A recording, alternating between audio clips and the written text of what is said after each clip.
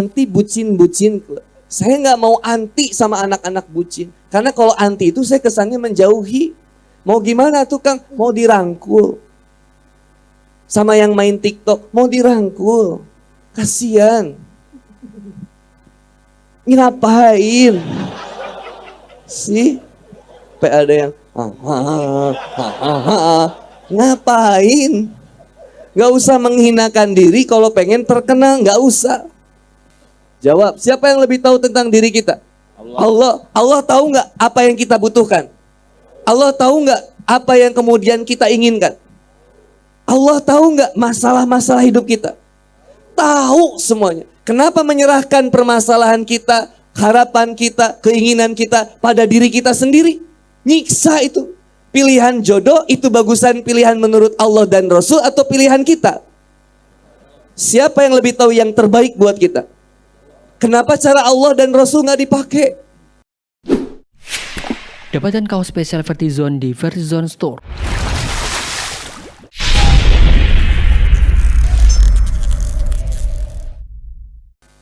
Maka quotes yang pertama, mulai stop berbicara tentang apa yang aku suka dan apa yang aku tidak suka. Tapi mulai hari ini kita berbicara tentang apa yang Allah suka dan apa yang Allah tidak suka. Pacaran, Allah suka atau tidak suka? Kita suka atau tidak suka? Suka. Kitanya pengen pacaran, tapi kata Allah, jangan. Jadi pacaran enggak? Enggak. Kenapa? Karena pengen ngelakuin apa yang Allah suka dan pengen menjauhi apa yang Allah tidak suka. Kata Rasulullah SAW, nikah. Kita belum siap. Maka kemudian kita mempersiapkan buat pernikahan, itu menjadi bagian melakukan apa yang Allah suka. Meskipun sebenarnya kita tidak suka. Quran surat Al-Baqarah ayat 216, silakan dilihat. Mana HP aku ya? Epan. HP papap di mana? Al-Baqarah 216. Lihat coba tuh di akhir. Subhanallah, insyaallah. Wa asa an takrahu syai'an wa huwa. Lihat. Wa asa an takrahu syai'an wa huwa khairul lakum. Wa asa an tuhibbu syai'an wa huwa syarrul lakum. Sesuatu yang kamu boleh jadi kamu tidak menyenangi sesuatu padahal itu baik bagimu. Dan boleh jadi kamu menyukai sesuatu padahal itu enggak baik bagi kamu. Wallahu ya'lamu ala antum la ta'lamu. Sesungguhnya Allah mengetahui sedangkan kamu enggak tahu apa-apa. Siapa yang lebih tahu tentang diri kita? Jawab, siapa yang lebih tahu tentang diri kita? Allah. Allah tahu nggak apa yang kita butuhkan? Allah tahu nggak apa yang kemudian kita inginkan? Allah tahu nggak masalah-masalah hidup kita? Tahu semuanya. Kenapa menyerahkan permasalahan kita, harapan kita, keinginan kita pada diri kita sendiri? Nyiksa itu. Pilihan jodoh itu bagusan pilihan menurut Allah dan Rasul atau pilihan kita? Siapa yang lebih tahu yang terbaik buat kita? Kenapa cara Allah dan Rasul nggak dipakai? Malah kita milih buat, Ustaz saya nggak nyampe kalau ta'aruf khitbah nikah. Saya pacaran aja Ustaz. Sayang soalnya Ustaz. Udah 4 tahun. Bukan udah 4 tahun. Mumpung masih 4 tahun putusin. Kalau nggak ada kesepakatan buat menikah. Tapi Ustaz, nggak ada tapi-tapian dalam iman. Kurang apa lagi nikmat Allah sama kita. Allah nggak mewafatkan kita ketika lagi mabuk. Allah nggak mewafatkan kita ketika lagi masih pacaran. Allah selamatin kita. Sekarang PR-nya adalah bagaimana tentang kita terus menerima apapun yang Allah suka. Dan terus menjauhi apa yang Allah tidak suka. Dan berusaha bersabar di situ. Dan selalu menikmati semua ketetapan Allah. Ketika ada teman yang cerewet, cara Allah mengajarkan kepada kita agar kita menjadi pendengar yang baik. Allah menghadirkan seseorang yang pemarah. Cara Allah mengajarkan kepada kita bagaimana kita untuk sabar dan memaafkan. Dihadirkan seseorang yang mengkhianati kita, menyakiti kita. Cara Allah memperkenalkan kepada kita agar menyiapkan mental dan hati kita siap menerima kebahagiaan dan kesetiaan. Allah selalu mengajarkan kita dengan caranya, bukan dengan cara kita. Maka kita nggak bisa nolak sesuatu yang kemudian sudah ditetapkan oleh Allah Subhanahu wa Ta'ala. Nggak bisa. Mau dikasih macet jalan ini nih, ring road.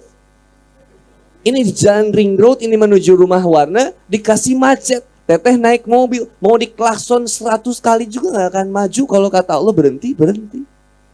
Dikasih mobil mogok atau motor mogok. Terus teteh turun, kenapa sih ini motor? Ya nggak akan dijawab sama motor juga.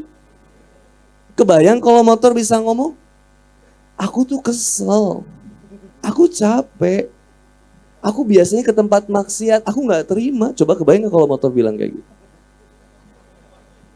Sekarang kamu bawa aku ke kajian, aku belum tobat. Coba motor yang bilang kayak gitu. Kata motor, gimana tobatnya motor? Aku harus mogok dulu, biar dibersihin dulu olinya karena banyak dosa. Motor aja nyadar, kita nggak mau ganti oli. Gak mau bersih-bersih, motor dibersihin, diri kita kotor. Bersihan motor daripada diri kita. Lebih tulus motor daripada kita. Motor digimanain aja nerima. Kita dikasih aturan sama Allah gak terima. Aneh. Kata manusia, bawa helm, pakai helm, bawa SIM, bawa SNK, bawa motor. Coba kalau gak ada salah satu, masalah gak? Punya SIM, punya SNK, punya motor, gak pakai helm, masalah, kena tilang Pak Polisi.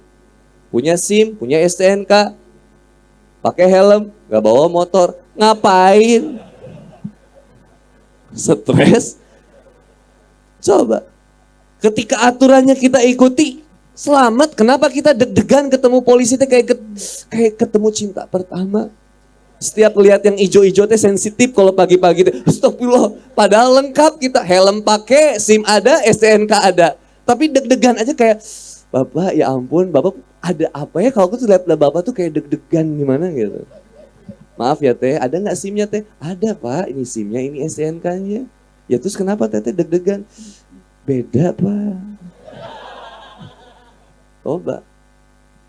Kalau kita ngerasa salah, pasti itu namanya kemaksiatan. Kemaksiatan itu cirinya malu diketahuin sama orang.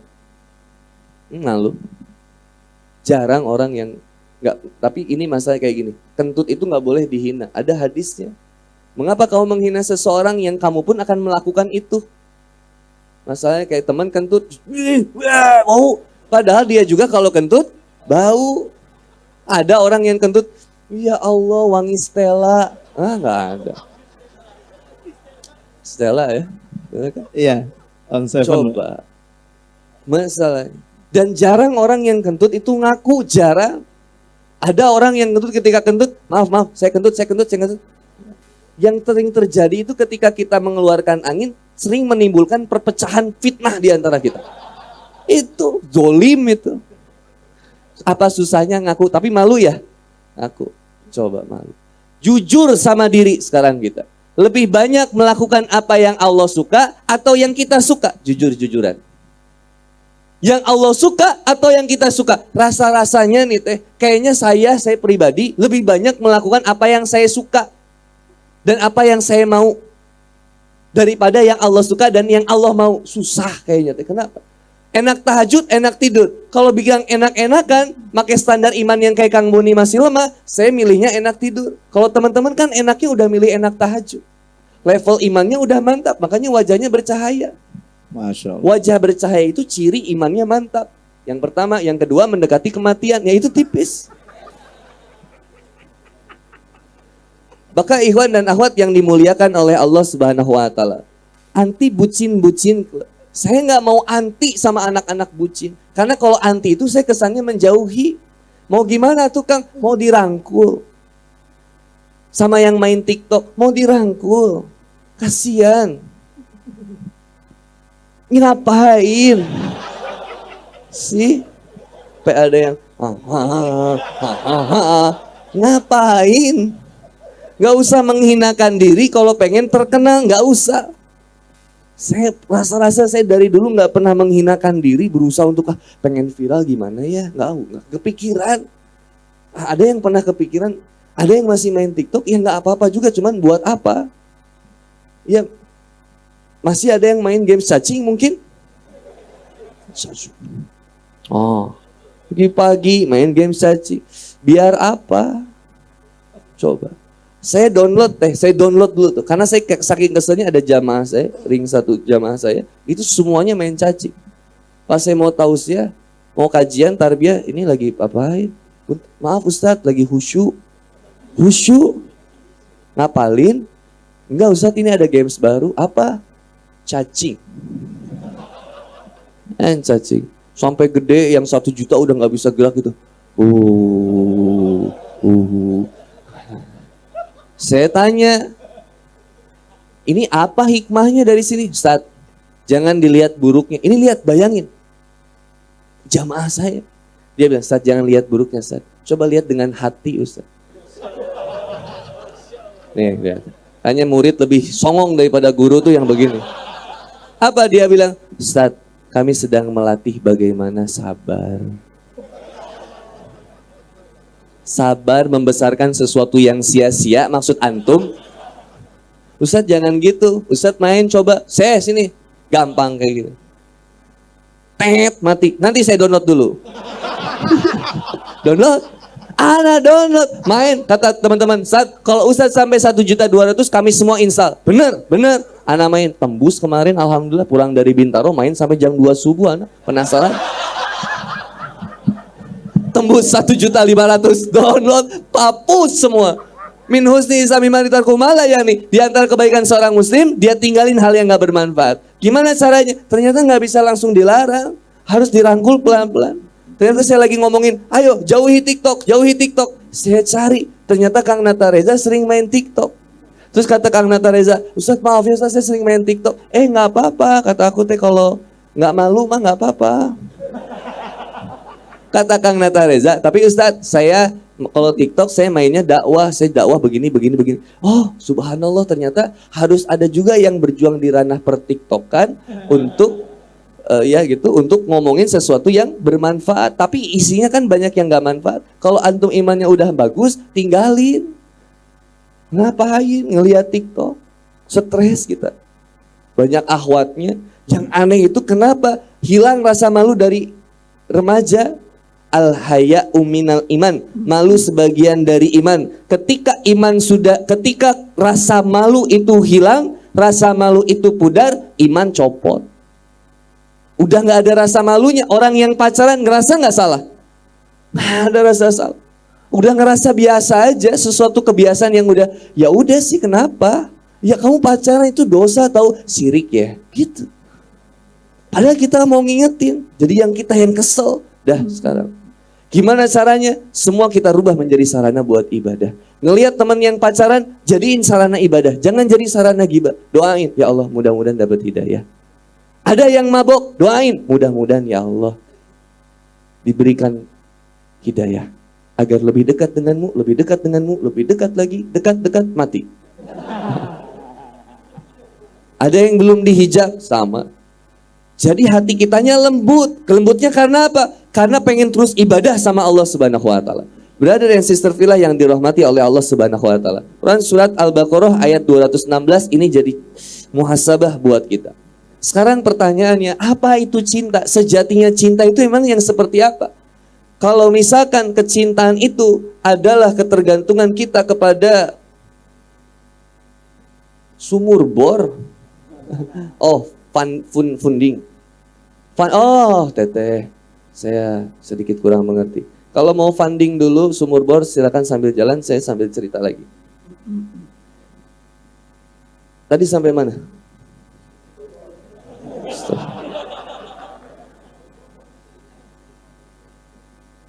Cinta. Kalau masalah cinta itu kata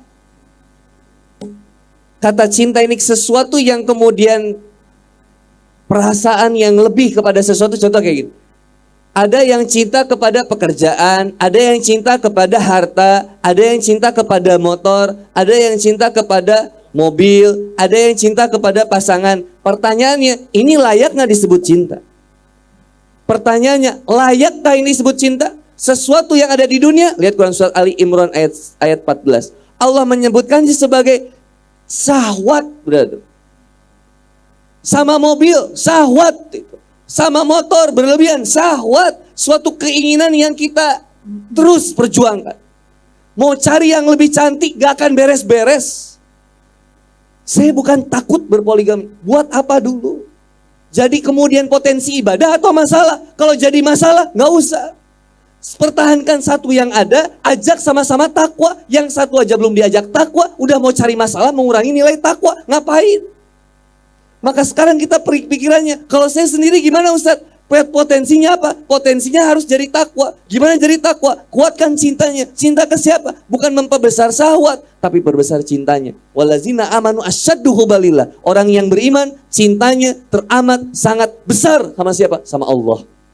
Maka akhirnya semuanya boleh kita cintai atas dasar kecintaan kepada Allah. Saya cintai istri saya karena Allah. Saya cintai anak saya karena Allah. Saya cintai motor karena Allah. Saya cintai mobil karena Allah. Kalau sudah pakai karena Allah, maka saya akan menjaganya karena nilai ibadah. Paham nggak di sini? Saya kalau cinta istri saja, istri cinta saya saja, tanpa cinta kepada Allah, stres istri saya. Setiap saya ngisi, deg-degan, takut ada janda yang nyamperin papa. Gimana kalau minta nikah lagi? Stres. Kalau mencintai saya tanpa mencintai Allah. Dipasang CCTV di topi. Sini dikasih CCTV. Dipantau perjalanan perjuangan. Cari teleponin teman-teman yang dekat. Di mana? Posisi papa. Ada detektif intel. Wanita itu masalah intelijen hebat. Wah, selalu ketahuan aja.